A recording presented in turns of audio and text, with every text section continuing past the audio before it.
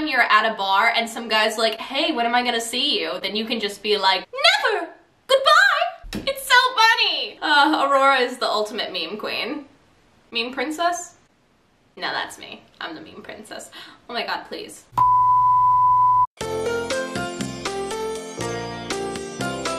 Hey guys, what is up? It's me, Kat, and welcome back to my channel. Today I'm going to be doing a Disney princess makeup tutorial, and I'm also going to deep dive into the analysis of how to play a Disney princess. How to make her more relatable, how to make her human, how to make her more than nice and hot. I hate that descriptor so much. Today we're really going to talk about how to bring an ingenue to life. I get to combine so many of my favorite things in today's video. Makeup, Disney princess, musical theater, oversized sweatshirts. And yes, for the record, if I was a Disney princess, my look would be an oversized sweatshirt and no pants. Disney, get at me! If you're new here and you love musical theater, Disney, makeup, whatever I'm doing, hit subscribe to join the cult. We'd love to have you, because legally I am required to tell you this is a cult. It's a cult. So without any further ado, let's go ahead and jump into this Disney princess makeup tutorial and deep dive into Disney princesses and ingenues on stage. Good morning, everyone. Here is my naked face. Yay, naked face! YouTube, please don't demonetize me for naked. Okay, Kat. Also, I always get a ton of questions on my Disney sweatshirts. This one is from My Oh My Supply Co. I love it so much. I always order my sweatshirts oversized, so they're super comfy and cozy. So, like I mentioned in the intro, today's video is going to be a mashup of sorts. I've done makeup tutorials, I've done character analysis breakdowns, and I've done acting tips, but today I'm going to do all of those at the same time. Whoa, crazy, I know! Also, heads up, spoiler alert, I'm not going to intentionally spoil any shows or movies, but we will be discussing some movies and shows in depth, mainly ones that feature princesses that have a distinctly Disney-esque description, or ingenues that are kind of comparative to Disney princesses. So first up, why does everyone seemingly hate Disney princesses, and honestly just musical theater ingenues in general, but mainly Disney princesses because that's what we're talking about today? I think the two biggest complaints that I see about that character archetype is A, they don't have a personality, and B, they're just hot. Like, that's the only thing they contribute to the story, is that they're good looking. And I kinda gotta say, I get it. You know, Aurora from Sleeping Beauty only has 18 lines of dialogue in the whole film, and after the 40-minute mark of the movie, she doesn't even say anything! And while I still love the art style of Sleeping Beauty and it will always hold a place in my heart, the storytelling just hasn't held up as well as other Disney films. Aurora doesn't get that much screen time, but lots of other ingenues do. So here's how to play a Disney princess with depth, how to make her more than just pretty and nice. So like I mentioned, this is going to cover a few different princesses and ingenues, not just necessarily Disney. But the very first question you need to ask, does this princess know she's a princess? Like, is it a case like Elsa from Frozen or Fiona from Shrek, where she's been raised her whole life with the framework of being royalty?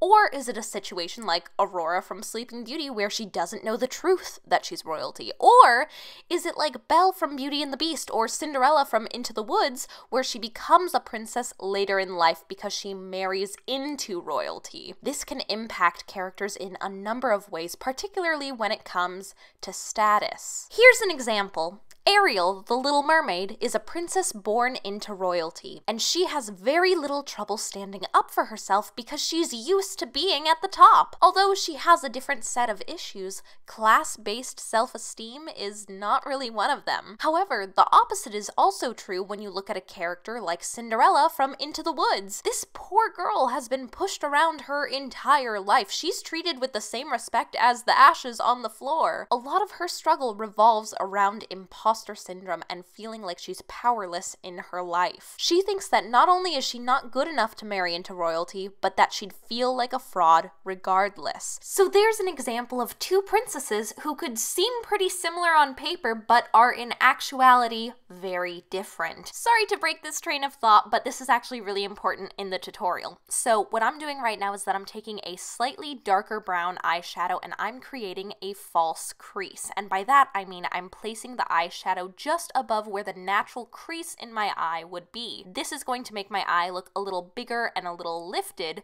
because it's drawing your attention upward. It's making you think that you have more eye space than you actually do, if that makes sense. That's a great way to try to get these big Disney princess eyes. Anyway, back to analysis. Once you've identified this character's background, it can help you make a ton of choices. Think about the way these princesses get dressed. You know that moment when you put on your favorite pair of jeans or a new shirt and you feel super cool? Well, the same is true for the characters you play. When Ariel puts on that pink dress for dinner with Eric, it's a beautiful moment. She gets to wear a lovely new gown. Maybe it reminds her of home. Of course, she didn't have legs, but she was a princess nonetheless. She probably has always had the best of everything growing up. But for Cinderella, putting on that gown is like nothing she's ever done before. This might be the first thing in years that she's putting on her body that isn't ripped or muddy or a hand-me-down or broken. This might be the first time in a long time that she even feels presentable. Forget about beautiful. She just finally feels worthy of people looking at her. Forget the circumstance of why these girls are even getting ready. Just think about the way that clothing might make them feel tells you a ton about them. Moving on to the next chapter of analysis, I have a story that I want to share about Susan Egan. I got to work on a show with her a few summers ago, and if her name sounds familiar, that's because, amongst other credits, she's Broadway's original Belle from Beauty and the Beast, and she's also the voice of Meg from Hercules. She's also part of the mega fan fave concert series Princess Party with Laura Osnes and Courtney Rhodes-Reed. Sorry to interrupt again, but here's another quick tip about making those big old Disney princess eyes. I'm going to be using the Kat Von D Tattoo Liquid Liner in their brown shade, which is Mad Max Brown, and I'm going to create a really big winged look. Now, necessarily would a Disney princess wear this? No, but this will give you huge Disney princess eyes because it's going to elongate the look of your eye horizontally. Now, to help it look even bigger vertically, we're not going to take the eyeliner all the way in. In fact, we're going to stop right kind of at the beginning of your iris, so the entire inside portion of your eye won't have eyeliner on it. This will help maintain a kind of look of brightness and lightness and keep your eye looking really big and really round. I kind of like to do my eyeliner on the slightly more dramatic side. This is just what I personally like on me. If you're not into it, that's totally okay. Adjust it to whatever you like, but this is what I find always gives me the most Disney princess look. Anywho, back to the story. So one day during rehearsal, I'm talking to Susan and we're talking a little bit about ingenues, the character type that I've built most of my career playing, and how she's inspired me. I told her that at the time, she was the first princess I had ever heard who was more than just a princess. You know, Disney princesses have always been synonymous with nice and pretty, which are two words that I've never been a massive fan of. Susan's performance in Beauty and the Beast was so much more than just nice or pretty. She was gutsy and righteous and forgiving and forthright. Well, that's at least what I heard off the CD. So I'm talking to Susan about character development for ingenues, and she talks about her audition process for the original production of Beauty and the Beast on Broadway. Right off the bat, she never thought she was going to get the part because she had never really seen herself as the quote-unquote pretty girl. But then she read the scene with Maurice, the one where Belle says, "Papa, do you think I'm odd?" And that was a light bulb moment. Susan said, "Well, I'm odd. Maybe I am this girl. Maybe Belle and I have something in common." So I wanted to share this story not only because it's super cool and it makes my geeky Disney princess Broadway heart happy, but because Susan put exactly into words what I had been struggling to name. Disney princesses are people too. They just get to wear pretty dresses and have anatomically impossible waistlines, but at their core, they are just characters and should be approached as such from a performance standpoint. Real quick, I'm using the Duval Trinity curling wand. I always get a ton of questions when I do my hair off camera, so I decided to do it on camera today. This isn't sponsored at all, but this is a really, really cool curling iron that I've been in love with. Duval was nice enough to send it over to me, but basically it's a professional level curling wand, and you can change the actual wand on the curling iron, so you can switch up the size and the look of your curls with just the same tool. Like, you don't need to buy a whole bunch of different curling irons. irons. Anyway, I loved it so much that they made a coupon code for you guys, so if you want to save 70% on any of their products, you can use promo code KathSteele70. You're not paying me to say this, I just actually really like their curling wand, and if you want anything from their site and you want to save money, might as well get a discount. Same thing goes with Glossier. If you guys have been around my channel for any length of time, you know how obsessed I am with Glossier's makeup, especially the Boy Brow and the Generation G lipstick. Those two are my absolute favorites. I have a discount code with them, so if you guys ever want to try Glossier, you can save money with my link. That's always in the description down below. However, when you do shop through that link, that does directly help me out, which is awesome and super cool. Anywho, let's take a look at a case study of making a realistic Disney princess. Let's take a look at Patty Murin. She's Broadway's Anna in Frozen, and she is the perfect amount of true awkwardness. She's not just a pretty girl pretending to be quirky and relatable. I mean, Patty is like stunning and I'm obsessed with her, but that's beside the point.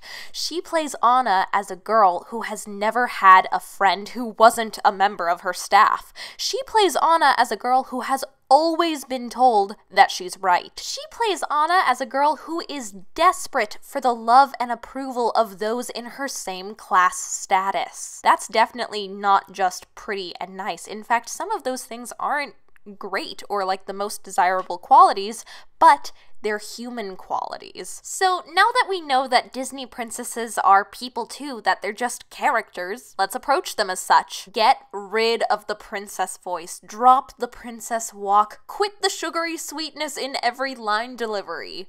Rebuild this woman from the ground up. Figure out who she is. Do the work. Of course, you can still definitely be inspired by the source material. You know, when you're playing a character who's so beloved in another medium, it's kind of fun to pay homage to the legacy. But don't just do a princess voice because you think you're supposed to. Was this woman raised as a peasant, or has she had elocution lessons since she could speak? Go back to character analysis basics. You know, to bring it back full circle, I can't relate to Ariel from The Little Mermaid in a number of ways. I wasn't born into royalty, I'm not nearly as impulsive as she is, and I'm not half fish. And I've never had a man fall in love with me just based off of my looks. Both Ariel and The Little Mermaid as a whole have been criticized for being shallow or for being a bad role model for young women and girls, and I kinda get that. That criticism is totally valid. I also see Ariel as a woman who was willing to sacrifice something she loved